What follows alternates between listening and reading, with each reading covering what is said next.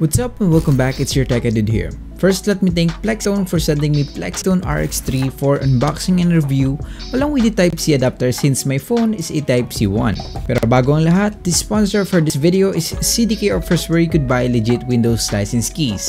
Simply go to cdkoffers.com where you could buy affordably cheap license keys, such as the Microsoft Office 2016 that recently dropped its price down to $34. Not only could you buy Microsoft Office keys, but also you can get way cheaper legit Windows license keys. Simply look for whichever license is suitable for your Windows installation. After choosing which Windows license you'll be needing, simply click on the Buy Now button. Then enter Dude20 to save up 20% on your purchase. You'll be taken to the payment gateways afterwards, and once done paying, you'll immediately receive the key and be able to activate it on your Windows. If you want to watch my full review with regards to CDK offers, simply click the link somewhere here or maybe there. Going back to the unbox natin at i-review natin itong Plextone RX3 or Mowi RX3 na pinadala sa atin ng Plextone.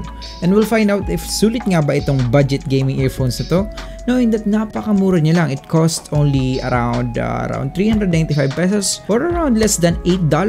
At mayroon ka ng gaming earphones. So bago tayo magsimula, just a disclaimer, despite na pinadala nila ito sa akin, all of my opinions and reviews na sasabihin ko dito are from my own. Walang bias, walang duda. So ang magiging flow natin is magsisimula tayo sa unboxing, and then we're going to look at the design, specifications, audio test, at huli kung ano ang final verdict ko pagdating sa Plextone RX3. Simulan na natin, starting off with the unboxing.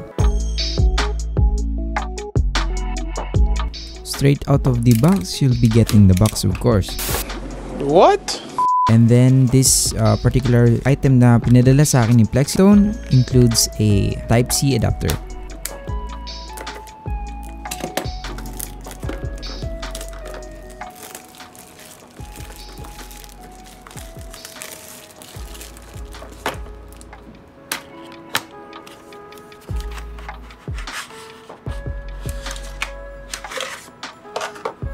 It includes TRRS adapter to 3.5mm male TRS adapter. And in my case, also a Type-C adapter depending kung ano yung binili yung combo.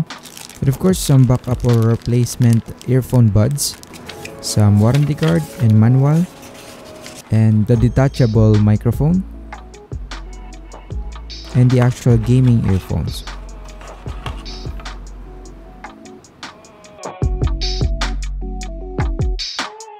Aesthetically, mayroon kang 3 options, red, green, at black. So ganito ang itsura ng red variation. It has a gaming look really designed to fit the looks na hinahanap kadalasan ng mga gamers. Both the left and right earphones have some edgy feel to it despite na around 400 pesos lang ang earphones na to. Even the cords are patterned with the color variation tulad nito. The cords are also red. Plus mayroong electromagnetic shielding yung cord, so mas less yung chance na magkaroon ng interference.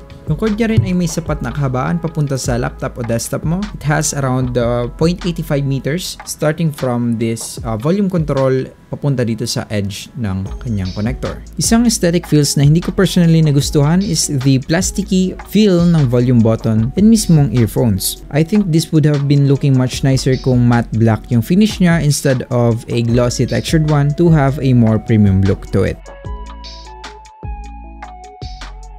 Meron itong dual microphone na gaming headset. Detachable itong HD microphone niya and flexible one kung nais mo itong gamitin pagdating sa gaming, or if you want the mic to be closer in your mouth, pwede mo siyang i-attach simply by plugging it here dito sa earphones niya. Napakaganda nito, lalong-lalo na if you are gaming or even streaming, kasi mas malapit sa bibig mo yung microphone. And in turn, mas malinaw yung audio quality na marireceive ng mga kalaro mo, so mas madali kayo makipag-communicate sa isa't isa. And if you don't want to use this one, you could just simply and easily unplug it.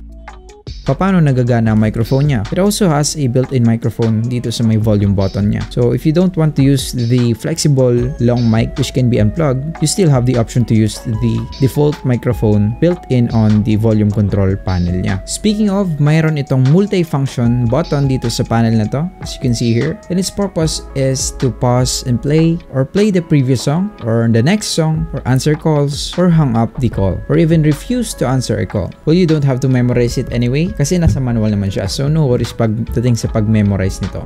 It also claims to have a built-in ENC active noise reduction capabilities, so susubukan natin ang audio quality nito.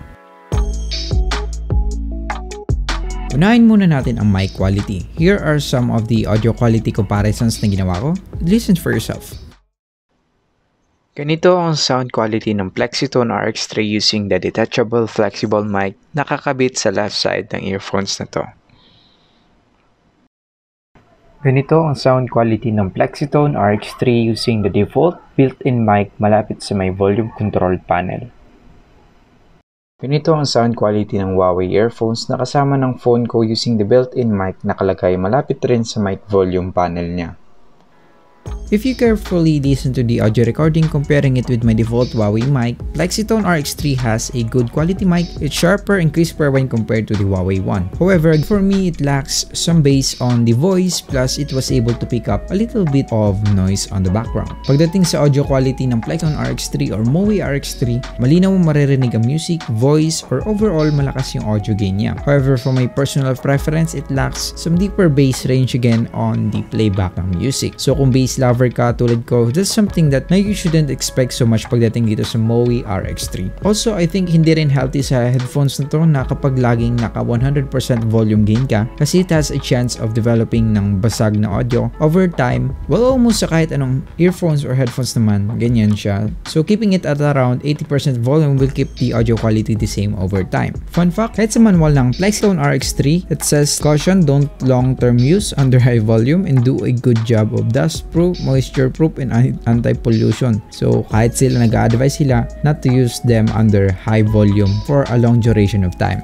Just some final tip before I give my own verdict about this Plextone RX3 or Mowi RX3 is that initially hindi ko napapagana itong earphones na to sa computer ko whenever I'm using the adapter included, which will separate the input and output of the earphones. And apparently the reason for this one is that hindi ko siya nakasagad. It was just placed at around like that. Kasi pag bago pa siya, it's kind of mahirap na siyang ipasok pagdating dito. So, hindi gagana yung audio nyo pag ganyan lang pakapasok niya sa adapter. So, make sure to have it fully inserted until it clicks. So, that's one thing that you might also encounter kapag ginagamit nyo ng Plextone RX3 sa PC nyo or even sa laptop nyo.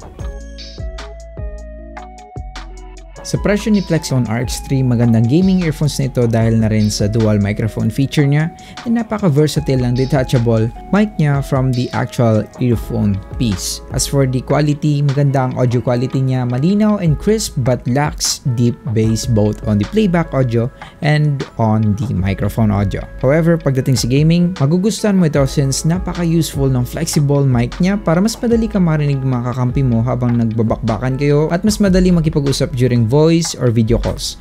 But again, lacks some deep bass sa voice quality. And that's for my final verdict. And again, thank you Plextone for sending me this gaming earphones para na rin magawa natin itong Plextone RX3 review na to. So hopefully you gained something on this video. Feel free to leave your comments and feedback as to whether you found this helpful. Also, I would appreciate it if you could hit that like and subscribe button to get more helpful tech stuff in the future. It's your TECHY dude here. See you in my next videos.